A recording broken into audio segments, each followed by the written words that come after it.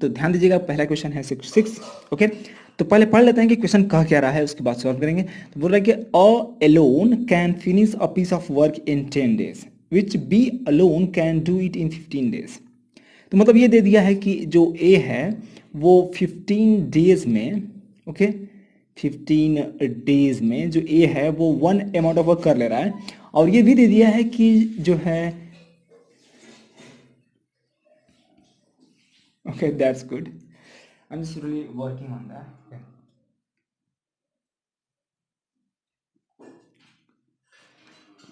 Hi, welcome to my channel.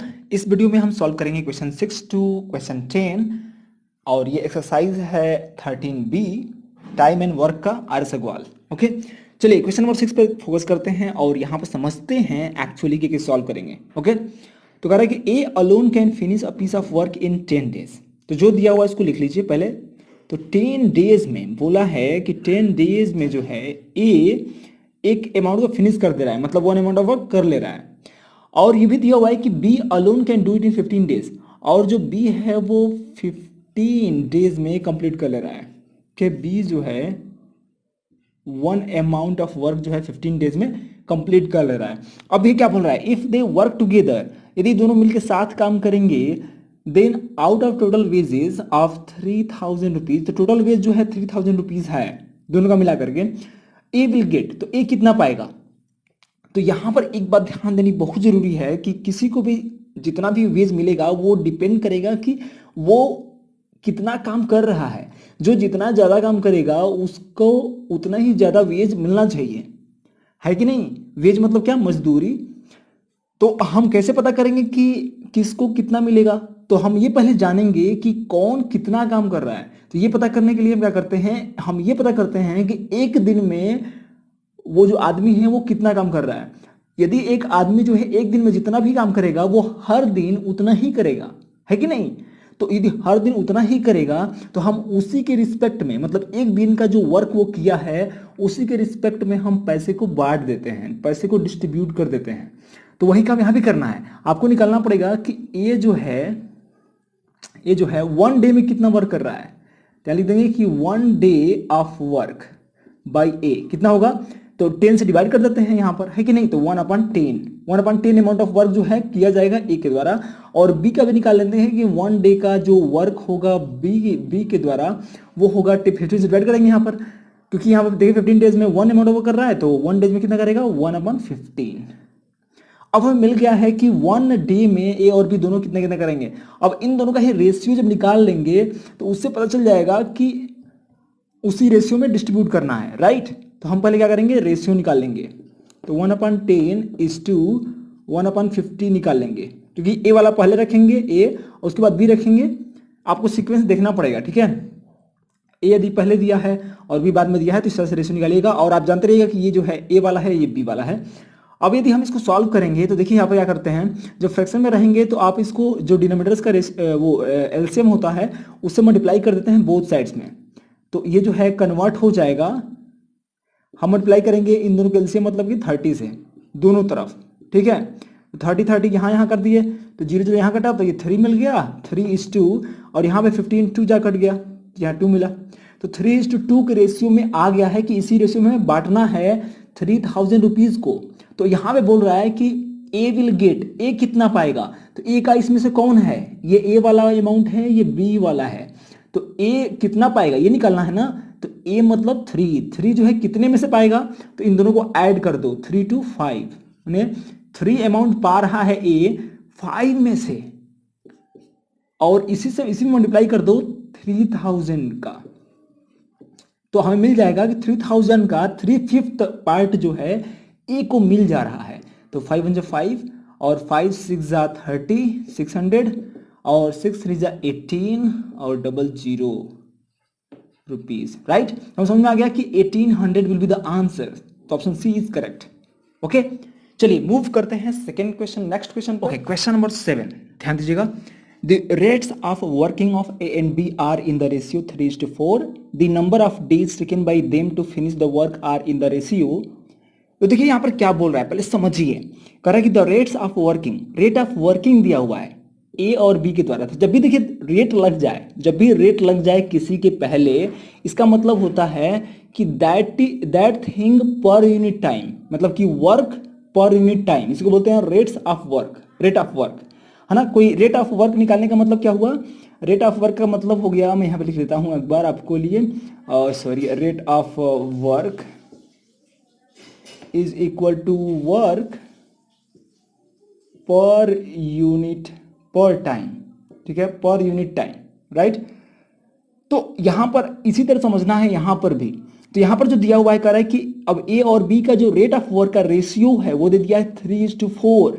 इसका मतलब ये हुआ कि देखियो हम रेशियो के एग्जैक्ट नंबर्स को ही यूज कर लेंगे यहां पर और सॉल्व कर लेंगे, ठीक है। तो यहां बोल रहा है कि 3, जो 3 है पहला वाला, वो ए का रेट ऑफ वर्क है, रेट ऑफ वर्क है, समझ में आया।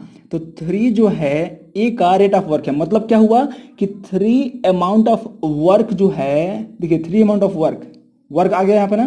तो 3 अमाउंट ऑफ वर्क जो है पर यूनिट टाइम, मतलब कि 1 डे में हो रहा है। तो 3 अमाउंट ऑफ वर्क जो है ए के द्वारा 1 डे में हो रहा है। इसका मतलब यही हुआ, जो ये रेट ऑफ वर्क देने का मतलब जो है यही हुआ कि 3 amount of work per day, मतलब 1 डे में हो रहा है ए के द्वारा। और 4 जो यहां पर दिया हुआ है 4, वो 4 ये बता रहा है कि 4 अमाउंट ऑफ वर्क जो है बी के द्वारा 1 डे में हुआ। क्लियर हो गया, ये मिल गया हमें ना। अब हमें क्या करना है कि हमें ये निकालना है कि कितना टाइम लगेगा ए के द्वारा उस पूरे वर्क को करने में। तो यहाँ पे पूरा वर्क मतलब क्या होता है 1, तो यहाँ पर लाना है 1। तो 1 लाने के लिए क्या करेंगे 3 से डिवाइड कर देंगे। तो यहाँ निकालना पड़ेगा आपको कि 1 अमाउंट ऑफ वर्क ए के द्वारा करने के लिए 3 से डिवाइड कर दिए, इसमें यूनिटी मेथड लगाइए, मिलेगा आपको 1/3 डेज। तो 1/3 डेज लगेंगे ए को 1 अमाउंट ऑफ वर्क करने में, और 3 अमाउंट ऑफ वर्क करने में कितना लगेगा 1 लगेगा। अब यहाँ पे देखिए यहाँ पे निकालना पड़ेगा कि 4 अमाउंट ऑफ वर्क जो है 1 डे में कर रहा है, तो 1 अमाउंट ऑफ वर्क कितने में करेगा बी, ये करेगा 1/4 डेज में। अब यहाँ पर हमें नंबर ऑफ डेज पता चल गया एग्जैक्ट, समझिए हमें बस वही नहीं तो निकालना है। यहाँ क्या बोला है, the number of days, the number of days taken by them to finish the work. तो ये 1 अमाउंट ऑफ वर्क को कितने दिन में कंप्लीट करेंगे उनका रेशियो निकालना है। आपने 1 अमाउंट ऑफ वर्क, यही तो कंप्लीट वर्क होता है, आपने 1 अमाउंट ऑफ वर्क को निकाल लिया है इतना इतना, और इन दोनों का रेशियो निकाल लेंगे तो हमारा आंसर हो जाएगा मीन्स 1/3:1/4। अब ऐसा हो गया तो हम एलसीएम ले लेंगे, मतलब 4 सीधा मल्टीप्लाई कर दीजिए, 3 सीधा मल्टीप्लाई कर दीजिए, तो हमारा आ जाएगा। या फिर इसको आप ऐसा ले सकते हैं 1/3 होल अपॉन 1/4, इसका मतलब ये, और ये 4 जो चला जाएगा ऊपर मल्टीप्लाई हो जाएगा और बीच वाले से, मतलब कि ये मिल जाएगा 4/3। 4/3 का मतलब आप जानते हैं क्या होता है 4:3। तो ये होगा न्यू रेशियो टाइम का, नंबर ऑफ डेज का मतलब, number of days taken by them to finish the work 4:3, मतलब कि ऑप्शन सी आपका करेक्ट होगा। ठीक है, चलते हैं क्वेश्चन नंबर 8 पर। ओके, क्वेश्चन नंबर 8 ध्यान दीजिएगा, A and B together can do a piece of work in 12 days. तो यहाँ पर दिया हुआ है कि ए और बी दोनों मिलकर के जो है 12 डेज में एक वर्क कर ले रहे हैं, and B and C, B और सी मिलकर के जो है 20 डेज में कर ले रहे हैं, और सी और ए मिलकर के साथ में उसी काम को सेम वर्क कर रहे हैं, ठीक है, 15 डेज में वर्क कंप्लीट कर ले रहे हैं। अब बोल रहा है कि ए बी एंड सी ये तीनों मिलकर करेंगे तो कितने दिन में उस काम को कर लेंगे। तो पहले लिख लेते हैं जो एक्चुअल में दिया हुआ है। तो मैंने यहाँ पर लिखा है, देखिए a + b ये दोनों का जो है 1 डे का जो वर्क होगा वो कितना होगा। तो a और b दोनों का जो वर्क एक दिन का जो होगा वो होगा 1/12।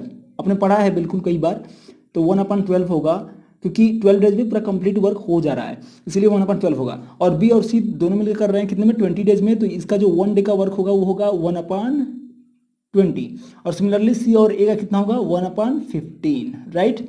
अब जो है इन तीनों को यदि हम ऐड कर दे तो क्या मिलेगा, हमें मिलेगा twice of a + b + c is 1 days work, हमें यही मिलेगा, है कि नहीं।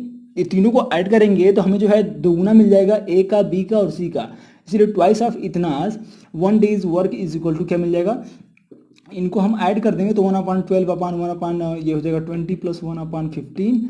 यदि हम एलसीएम लेंगे तो मिलेगा आपको 60, और 12 5 जा होता है 60, + 20 से करेंगे तो 3 आएगा, + 15 4 जा 60 होता है, और इनको ऐड करेंगे तो मिलेगा आपको 12/60, राइट। और 12 बन जा 12, 12 5 जा 60 होता है, मीन्स आपको मिल जाएगा फाइनली 1/5। तो आपको मिल गया कि twice of A plus B plus C is 1 days work equal to 1/5। लेकिन हमें निकालना है केवल ए बी और सी का, ना कि इसका दोगुना। इसलिए इस 2 को हम क्या करेंगे, यहाँ से उठाएंगे और इधर डिवाइड कर देंगे, क्योंकि ये पूरा जो है इसके बराबर है। तो हम ट्रांसपोज कर सकते हैं 2 को, तो 2 से डिवाइड करेंगे तो मिल जाएगा हमें फाइनली मिल जाएगा A plus B plus C is 1 days work is equal to 2 से डिवाइड करेंगे मिलेगा 1/10।